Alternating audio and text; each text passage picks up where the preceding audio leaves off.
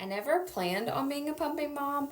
I actually said I would not be a pumping mom, but here I am being a pumping mom. With my first son, I exclusively breastfed for 14 months, and that's just because it just worked for us. When I had my second baby and had two under two, I told myself I wasn't going to put pressure on myself. If it didn't work out, I was going to use formula. And it went okay in the beginning. It was never really that great. He had really bad acid reflux, and he always snacked. He was always hungry, and I was always feeding him. When I started sleep training him, one of the first things you have to do is make sure you're giving him full feedings throughout the day. And I could never tell if he was full or what his cries meant. So I decided for a week I was just going to pump and give him bottles and see if that was any different. That ended up being amazing for us. He was a much happier baby. He was getting full feedings. He was taking 6 ounces every 3 hours and just in a much better mood. And it actually wasn't that much on me. I pump 3 times a day. I pump once before the boys get up. I pump once during their overlapping nap, and then I pump before I go to bed, which is not enough to give him breast milk fully, but I do give 1 formula bottle a day. I give him a formula bottle right before bed. I'm still unsure if that actually helps him sleep longer or not, but that's what we do.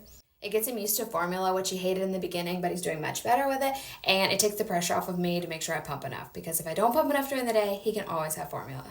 I always tell myself if this isn't working for us or if it's just too much, I can always switch to formula, and I'm really okay with that. But right now, this is just what's working for us.